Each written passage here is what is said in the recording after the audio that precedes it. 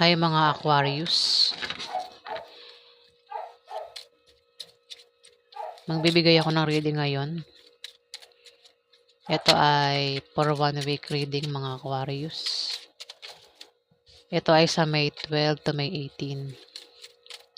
Paalaala lang po na kung hindi po kayo ang tinutukoy ng aking reading, maaring ibang tao po nakapareho nyo ng zodiac sign ang tinutukoy ng aking reading mga Aquarius. Ayan. So simulan na natin ano.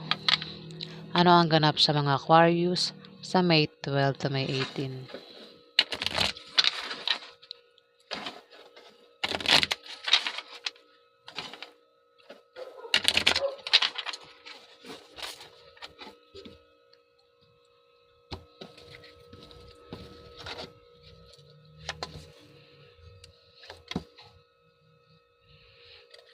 May third party, Aquarius. Meron kang third party. O, baka mangyari pa lang yan sa May 12 to May 18. Baka makakilala ka ng third party. O gagawin mong third party.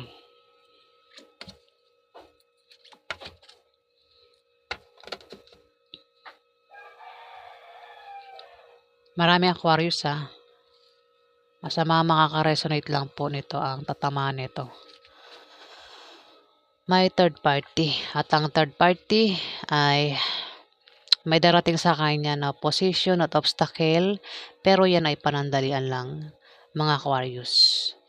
Yan ay mga blessing in disguise, so biyaya na akala niya ay hadlang sa kanyang trabaho, o sa kanyang negosyo, o sa kanyang pakikipagrelasyon. Sagittarius, maaari din naman na siya ay ma-depress at maging negative ang pananaw niya sa buhay.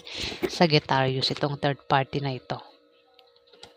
Dito, kung meron kang problema sa love life at sa pamilya mo, Sagittarius, patapagin ko Sagittarius.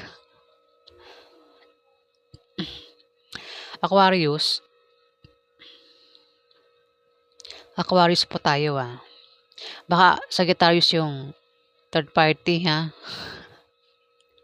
Aquarius, meron ka bang third party na Sagittarius? Aquarius, kung meron kang problema, o baka magka-problema ka sa isang Sagittarius, Aquarius, Sagittarius, parehong S sa dulo. Ayan, ulitin ko. Sagittarius, kung ikaw ay magka-problema sa love life at sa pamilya mo, o kung meron kang gulong kinakasangkutan sa May 12 to May 18, malulutas naman yan, Sagittarius. O kung nangyayari na yan sa ngayon, maaaring yan ay malutas sa May 12 to May 18, Sagittarius. Dito, may tao dito ang gaganda ang kaperahan niya sa May 12 to May 18, Sagittarius. Kung meron siyang trabaho, maaari siyang ma-promote at dagdagan niyang sahod niya, Sagittarius. Kung siya naman ay may negosyo, yung negosyo niya ay biglang lalago sa May 12 to May 18, Sagittarius. Sagittarius talaga, Aquarius po tayo Sagittarius talaga yung nababanggit ko. Pares kasi yung yung dulo. Use. Diba? Sagittarius, Aquarius. Aquarius may tao dito. At ang tinutukoy ko ay isang Capricorn, Virgo o Taurus na lalaki magkakaroon ng magandang kaperahan si Capricorn, Virgo o Taurus sa May 12 to May 18. May paglago sa kanyang negosyo. Maaari din naman, Aquarius, na ang taong ito ay kung tataya sa loto o anumang games, maaari siyang manalo.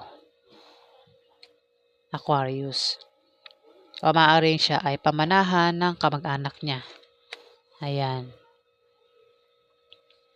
Maaari din naman ikaw tinutukoy Aquarius. May paglago sa kaperahan mo sa May 12 to May 18. Dito may hahadlang sa'yo dito at maaaring humadlang sa'yo ay isang Capricorn, Virgo o Taurus. Hadlangan ka niya para hindi mo magawa ang gusto mo, para hindi ka magtagumpay. Maring ang taong ito ay nagkakalat din ng malisyosong chismis, o maring siraan ka. Lalaki ito Aquarius. Lalaking Capricorn, Virgo o Taurus. Dito, ikaw ay magta-travel, Aquarius, at ang dahilan ng pag-travel mo ay dahil sa nakabili ka ng bagong bahay na lilipatan. O dahil sa bagong business deal. Ayan, mukhang business deal. Maring nagbabala ka magtayo ng malit na negosyo, Aquarius. At yung negosyo niyan ay lalago at lalaki. Papasok ang malaking pera, Aquarius. Maaari din na may tao dito ang nagbabalak magpayo sa'yo na patungkol sa negosyo na magagamit mo, Aquarius. Dito, 6 of Spades, Aquarius. Magkakaroon ka ng mga maliit na pagbabagong mararanasan.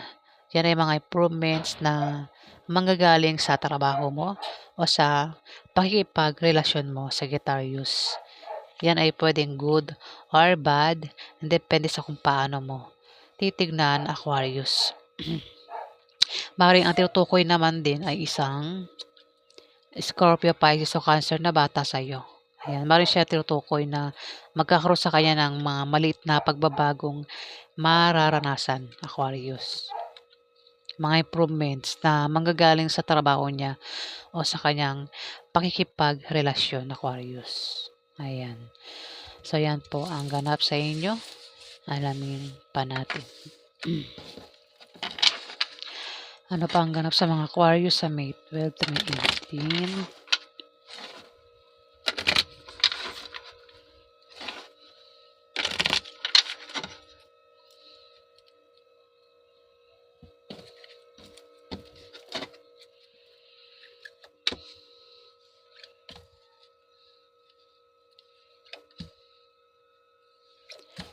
Dito meron ditong bata sa'yo, Aquarius. Baka isa kang batang Aquarius.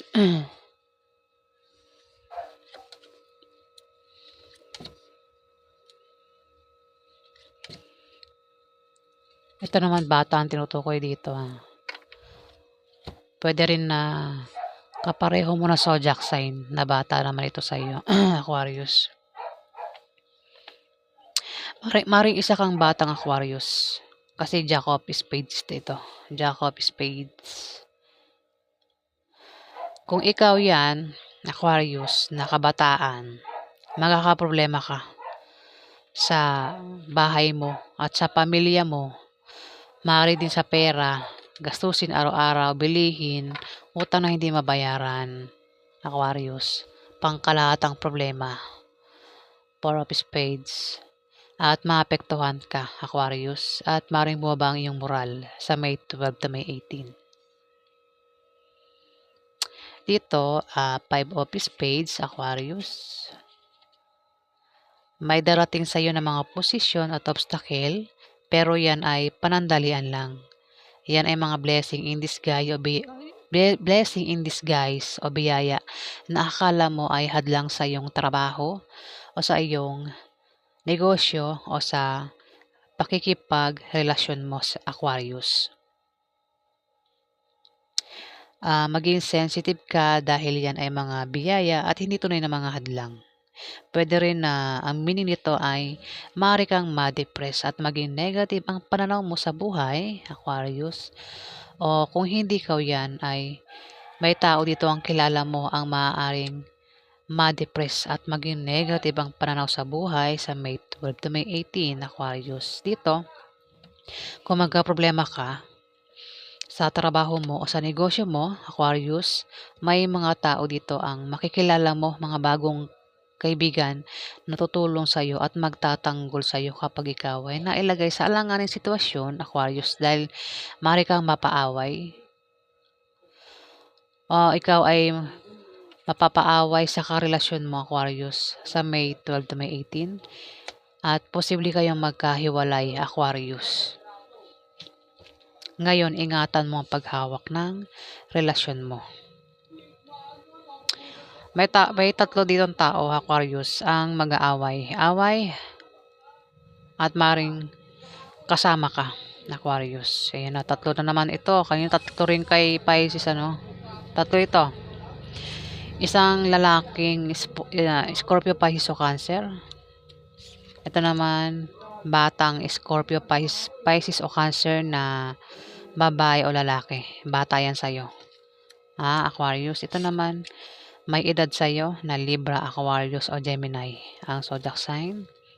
Ang maaaring mapaaway. Ayan, Three of Diamond. Aquarius. Mapapaaway ang tatlong ito sa May 12 to May 18. At mag-ingat sila sa kanilang pagsasalita para makaiwas sila sa malalang argumento at hindi na lumaki at lumala. Aquarius. Maring kasama ka rito, maring ikaw ito, Aquarius. Kung hindi ko ito, maring ito ay Libra o Gemini na lalaki. Ayan. Maring magkaroon ng away. Tatlo kayo dito. Maring magkaroon ng away sa May 12 to May 18. Mag-ingat lang kayo sa mga sinasabi nyo kasi yung mga kaaway nyo, maring idemanda kayo o kasuhan kayo ng mga tao makakaaway nyo, Aquarius. Ayan. O kung sino yung gumawa ng mali, sino yung nauna? Siya yung ididemanda, ano? Aquarius. Ayan, yan po ang ganap sa inyo, mga Aquarius. Alamin pa natin. O kung ano ang outcome. Ano ang outcome sa mga Aquarius sa May 12 to May 18? Ano ang outcome sa mga Aquarius sa May 12 to May 18?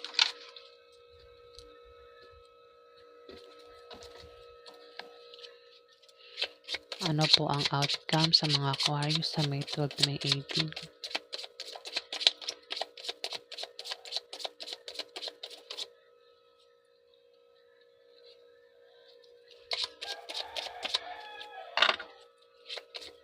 Ano po ang outcome?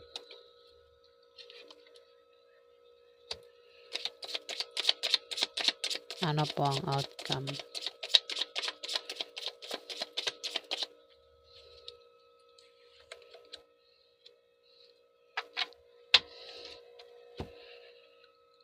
Siyempre, kung sino yung gumawa ng mali, siya yung makakasuhan, di ba?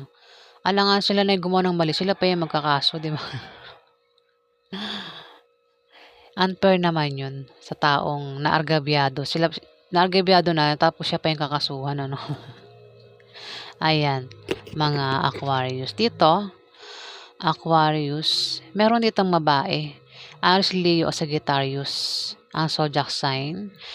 Maaring magkaroon ng away, Aquarius, na patungkol sa pera. Ayan. At ang pag-aawayan ay gastusin araw-araw o gastusin sa mga anak, Aquarius. Maaring yan ay karelasyon mo, Aquarius. Meron ka bang karelasyon na Aries, Leo o Sagittarius na babae, Aquarius? Ayan, maring mag-away kayo. At ang pag-awayan niya ay gastusin araw-araw, Aquarius. O gastusin sa mga anak. Dito, maring ikaw ay makatanggap ng regalo o ikaw yung magregalo sa May 12 to May 18, Aquarius. O maaaring ikaw ay maimbitahan sa party o birthday party na ikasasaya mo. Kung ano man yung kasiyahan, Aquarius, maaaring maimbitahan ka sa May 12 to May 18, Aquarius. Maaari din naman na ikaw yung mag-imbita sa kanila. Ni-reverse ko lang Kung saan man yan, kung sino man yung magkakaroon ng party o birthday party, kasiyahan, maring siya ang mag-imbita. Sa'yo o ikaw yung mag-imbita.